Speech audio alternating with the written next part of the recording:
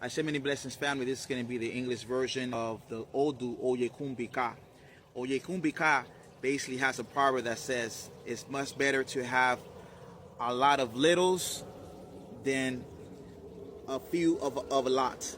What that means is if you charge a service reasonably, you're most likely to have more clients. But if you charge too much money for a service, you're most likely not have that many. This is associated with the grand Pataki of the Odu Oyekun Bika, by which there were two brothers, one named Oyekun, the other name was named Ika, and they were both recommended by the celestial Babalaos before reincarnating on the planet Earth to do an Ebo for Eshu, so they won't have a premature death.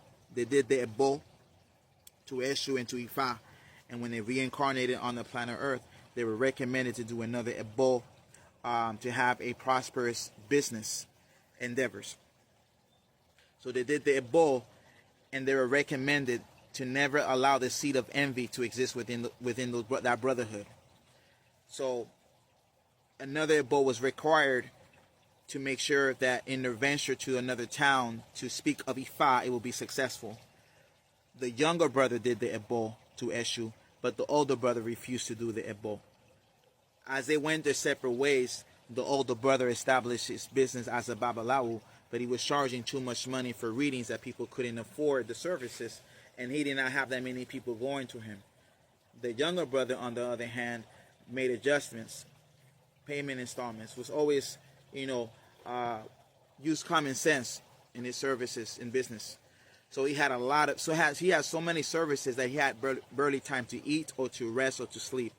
But it just shows that he was doing great, and he knew a lot of Ifa. So after 7 days, the father sends them a message that he wants to meet them to see the results of their endeavor. The older brother had ill intent towards his younger brother Ika, and to let you know this in the story, as they got in their canoe to cross the river to go see their father, the older brother maliciously asked his younger brother for water. The younger brother reaches for the water in the river, and the older brother takes advantage and pushes his younger brother in the water so he can drown. As the brother falls in the depth parts of the water, the older brother takes advantage and takes the younger brother's money, because the older brother didn't have no money at all because his business was not successful. He lied to his father, saying that he's the one that did the work, that he basically took credit for everything that his younger brother did, and he began to donate gifts to the village like if he was the one that worked for all this. So the father knew something was fishy. He's like, "What's your younger brother?" And he lied and said the younger brother was ashamed to show his face because he was not successful. The father knew that was not true because he knew his younger brother knew more Ifa than him, and his younger brother taught him Ifa. While the younger brother was drowning, he had the ikins of Ifa around his waist. Right? He did not want to die abandoning the faith. And he basically gave a chant of Ifa, which I cannot disclose here in public. But when he did the chant of Ifa, there was a monkey in the forest that heard this familiar sound, because in Ifa, it first arrived in the places of nature, then the planetary consciousness, then the animal kingdom, then and then humans.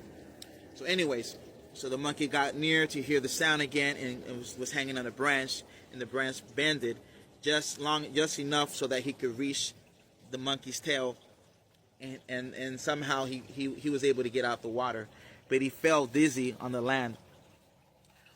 And since he did a bow to Eshu previously, that was a credit. So Eshu utilized the majestic power to control the wind, and as the wind blew, he awakened his awareness, and he began to use his Ikini Fa to divine on the dirt because he didn't have this wooden tray. And the Odu Oyekun Bika shows up, which means your older brother Oyekun tossed the younger brother Ika in the river. In other words, the betrayal of the brother. And as he did this, there was the other animals that guided this Babalao back to his father's home. That's how Intuni was with nature. So when the father questions him what really happened, he told him the story how his brother betrayed him. His brother was not present at the moment. His brother shows up late at the house and was shocked. He's on his knees begging for forgiveness for the betrayal he caused the younger brother, who taught him Ifa and took all his credit without acknowledging him, tried to slander his reputation. So instead of him forgiving him, he did an incantation where he turned into a boa snake, and then he just lived in the forest. This is symbolic to the characteristics of someone who's a traitor, like a snake. You know, they get near a snake, and you got to be careful who you disclose your information to. Also, this Odu talks about the reincarnation and laws of cause and effect, and the consequences of having too much arrogance and pride and putting people down. This talks about the Babalawo, who basically utilizes knowledge to make people feel bad. Also, other Babalaos who did not have that much knowledge or expertise. And when he died, he became, as a punishment, a monster with 9 heads, which represents the ego of the person. So then, in Ifa, we're taught that only God and Olofi know all things. And in our tradition, there's so much to learn, and it stresses humility. But anyways, this strange monster was tormenting the village. The Babalaos of the land divine and realized his past life was the Babalao who was arrogant. So they did an incantation where it destroyed the heads, and the soul was free and liberated from that imprisonment. But that just talks about the consequences of doing that. Also, Yekumbika talks about the musicians. There were 2 brothers, same narrative, but they were artists. The older brother was jealous of the younger brother, killed him to take his money because he was greedy over money, right? And unfortunately, the younger brother turned into a plant, right? It's very interesting. The parents were concerned about the brother. They didn't know where he was located. The older brother kept lying, saying the brother left. When the mother and the father who liked to work with herbs were about to pull a herb, it spoke to them and say, "Hi, I'm your son. This happened, yada yada yada." They were shocked that a plant could speak. The king was addressed, and somehow he saw the same situation. So then the older brother was punished and executed for treason. Well, so this just talks about that even if there's no witnesses of something that has been done negatively, the law of karma will always find its way to bring checks and balances in life. In the Odugun Yekumbika, it talks about the taboos that we have as priests when we get initiated as Iyawo, when we dress for a year white and we get initiated, and the sacredness of what the river represents, which I cannot disclose here. There's a lot of secret ceremonies we do in that crowning initiation ceremony, but it talks about the respect we must have for our head. It talks about the son of Oromila who transitioned in the river, and the sacredness of the river is for us, and that's why we give honor to it. And it has a lot to do with even initiation, a lot of the initiations of our tradition.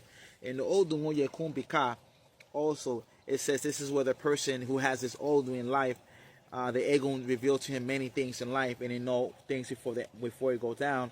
This is where Mafeda Funshango, who has suffered a lot of betrayals, will always protect this person. This also talks about Obatala, is the one that protects the household and protects the mental balance and state of mind of the person. Also, the Orishas Ibejis help this individual, and this is sacred, mystical understanding of this Odu Yekumbika. There's a species on the water that gives life and spirit to this Odu, which us as Babalaos, we work with certain materials and supplies when we do certain head-rogations that equates to that energy to transfer that ashe to the person that has an Odu Yekumbika. As we know, only the Babalao has the faculty and clearance to do such rituals and ceremonies. Here in the Odu Yekumbika, was interesting enough in this great Odu, it also talks about where a great Babalao who was very wise and intelligent. Unfortunately, a lot of Babalaos were jealous of him and invited him to put poison on his drink.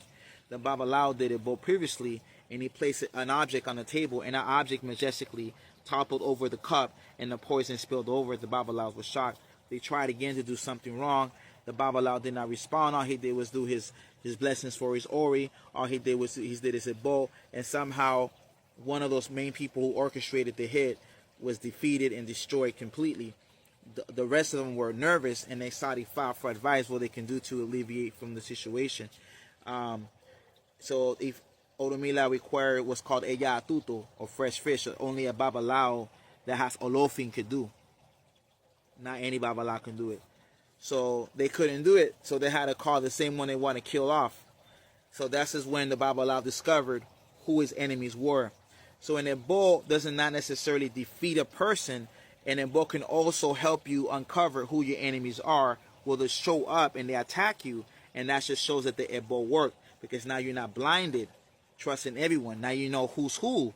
It's better to have an enemy that attacks you publicly than having an enemy that silently acts like he's your friend, which is a worse enemy. I'd rather have an enemy that draws the line and tells me they hate me, which is better for me. I have a better peace of mind. I don't have to even divine. It's just straight, Anyway, so in the Odu, Yekumbika was interesting in his great Odu.